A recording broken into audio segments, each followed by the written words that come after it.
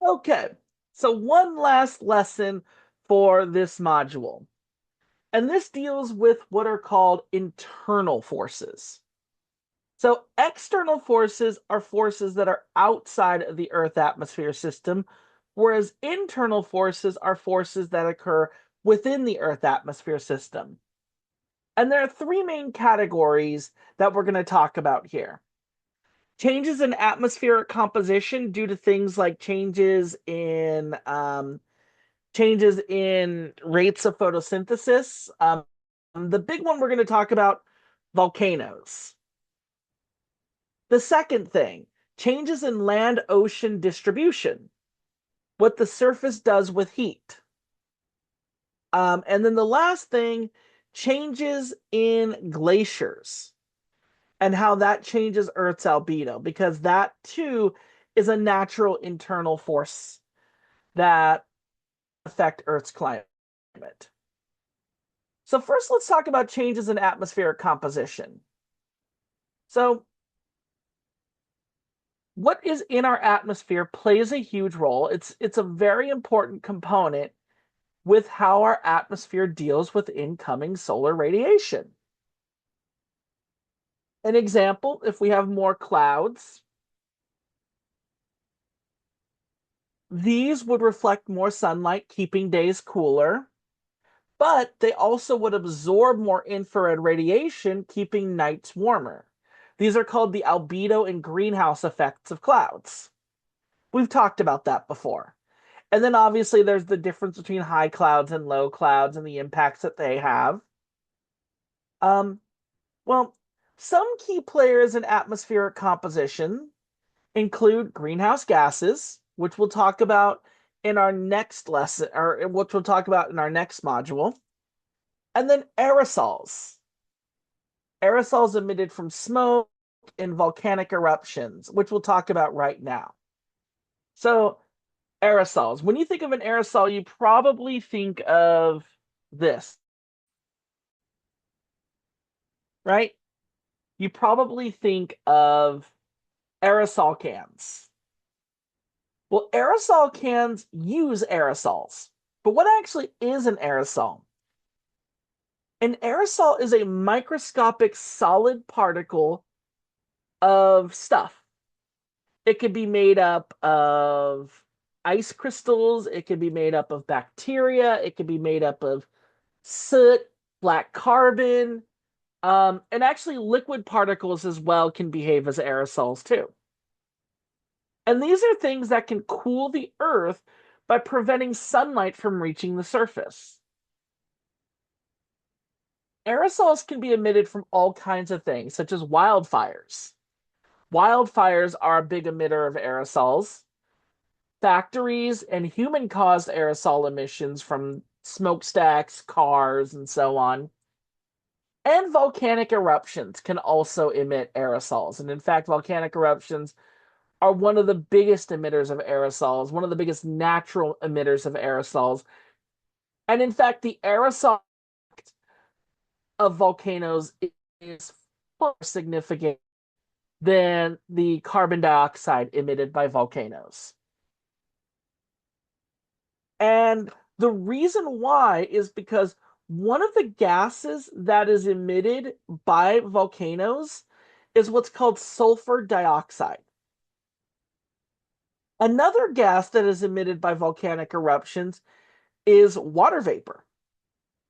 Sulfur dioxide and water vapor combine to produce what's called sulfuric acid.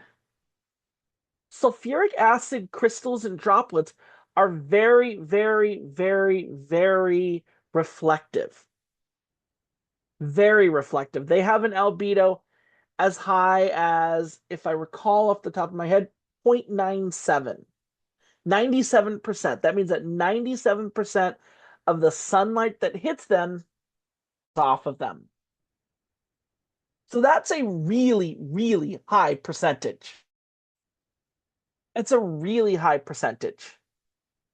Um, and if a volcanic eruption is strong enough, powerful enough, explosive enough, It can eject these sulfuric acid rich ejecta well up into the stratosphere. And in the stratosphere, the weather is very boring. It's more boring than this class. And so, because it's so boring and it's so stable, it just hangs out there. Aerosol gets shot up into the stratosphere, just hang out there.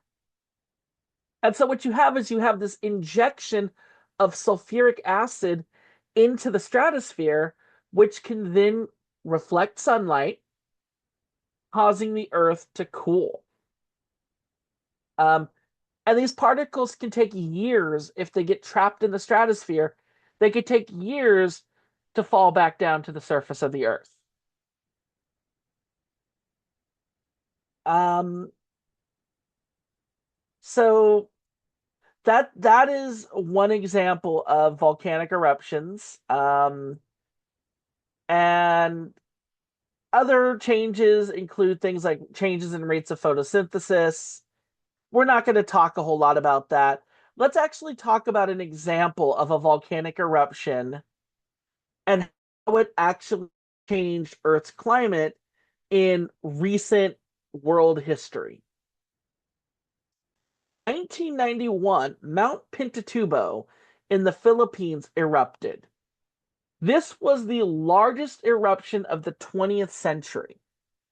It emitted, if I recall off the top of my head, it was roughly 20 to 30 square kilometers of volcanic ash. That's a really, really large chunk of volcanic ash. And it was so explosive, it shot that all the way up into the stratosphere. And then, as I mentioned, the weather in the stratosphere is very boring.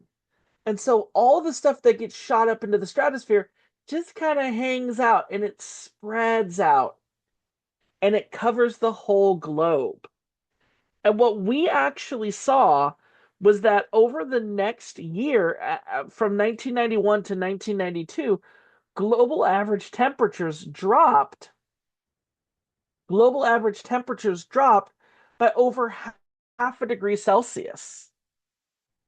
Um, if we want an even more extreme example of a volcanic eruption, Mount Tambora, 1815. So this was so a little bit over 200 years ago. Relatively recent history. Mount Tambora erupted and it ejected 10 times as much volcanic ash as Mount Pinatubo. This had global implications and it triggered cooling across the entire globe and especially in North America and Europe. It was so catastrophic that parts of North America actually saw snow and frost in July. And that occurred in 1816, which was oftentimes referred to as the year without summer.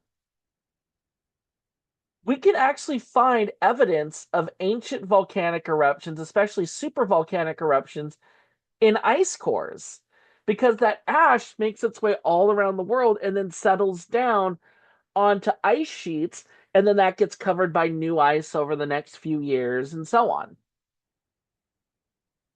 This was a beautiful picture from JMW Turner of the Year Without a Summer. And the sulfur dioxide and sulfuric acid that created brilliant yet cold sunsets during the Year Without a Summer in 1816. One myth, and I've shown this before, volcanoes emit more carbon dioxide than we do. It's false. I'll just say that. It's false. Continental drift. So I've talked about this before as well, so this isn't anything new. Um, but plate tectonics is occurring beneath our feet. Tectonic plates are moving around, they are rubbing into each other, they're pulling away from each other, they're rubbing alongside each other. And this causes changes in the shape of our continents, This causes changes in the distribution of our continents, in the area of continents, and that all affects land ocean ratios, which affects what happens with incoming sunlight because oceans don't warm up as much as land does when they're given the same amount of heat. Um, this can also impact ocean currents. And my favorite example of this is Antarctica. Antarctica was once connected to South America by a land bridge. When this happened, this prevented a current from wrapping all the way around Antarctica, and it allowed for warm ocean waters from the north, from the equator, to make their way down along the South American coastline and onto the Antarctic coast, keeping Antarctica relatively mild. And so Antarctica was once relatively mild. Then, in the past 50 years, like a bad relationship, Antarctica broke off from South America. When that happened, a new current called the Antarctic Circumpolar Current, also referred to as the West Wind Drift, wrapped around Antarctica, cutting it off from the warm ocean waters from the equator. And so now Antarctica is wrapped in cold ocean waters. And so it no longer gets that warm ocean that gave it that mild climate. And so now Antarctica is a frozen landscape. This is just a map of tectonic plates around the world and the different, what are called convergent boundaries, divergent boundaries, and then transform boundaries, where two tectonic plates rub up alongside each other.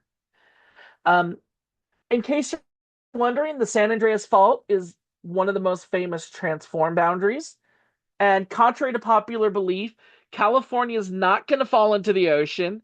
But what is going to happen is that if this is San Francisco and if this is Los Angeles, over the next 150 or over the next 15 million years, the two are going to become closer to each other.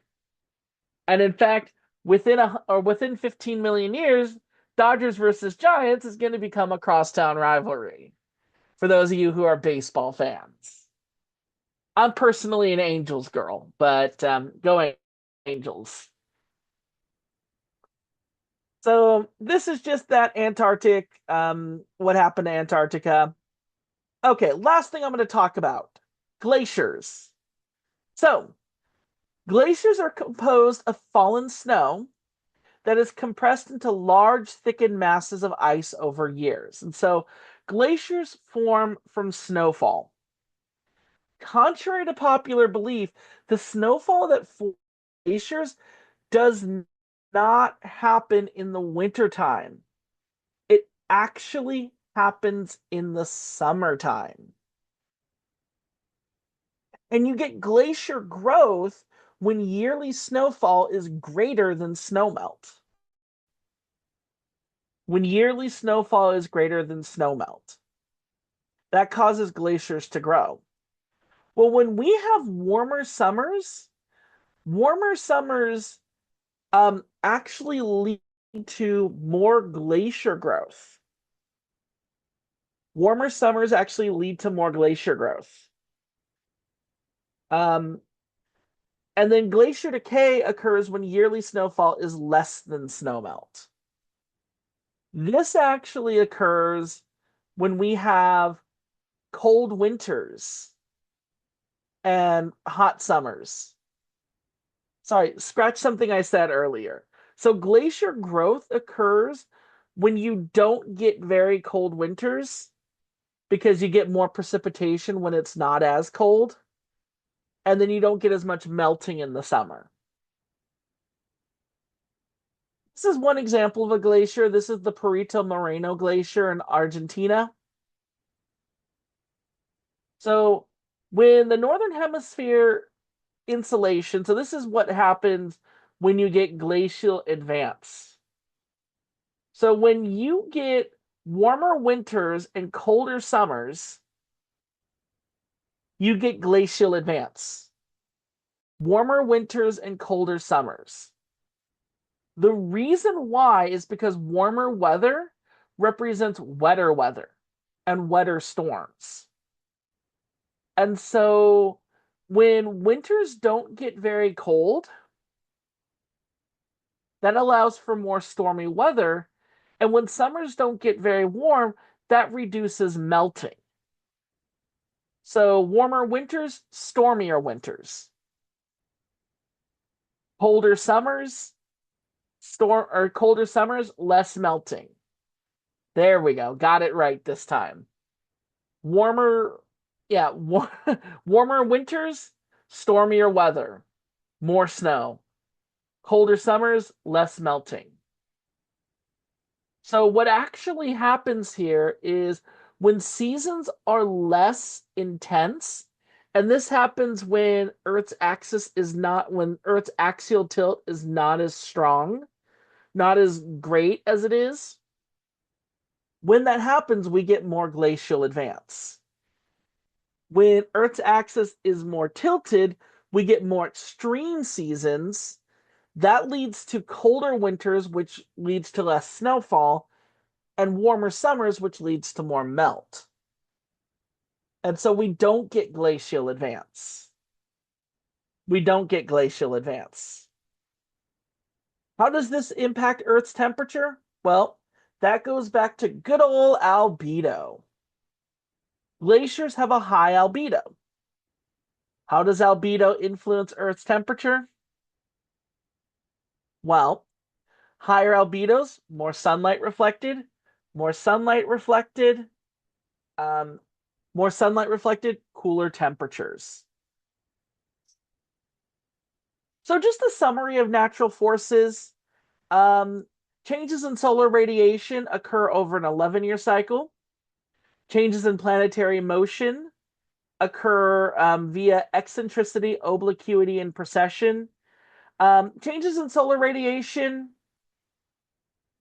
can't account for Earth's warming because it's a cycle, not a sustained trend. And it can only account for as much as 0.03 degrees of climate variability. Not enough. Changes in planetary motion, too slow.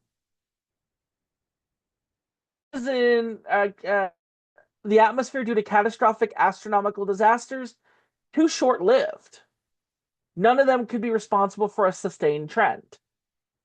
Plate tectonics, millions of years.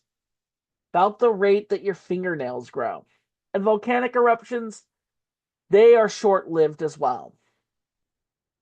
Earth has actually warmed over 1 degree Celsius in the last 140-ish years. Can any of these natural forces be responsible for that? The answer is no, they can't. And that is the end of this module.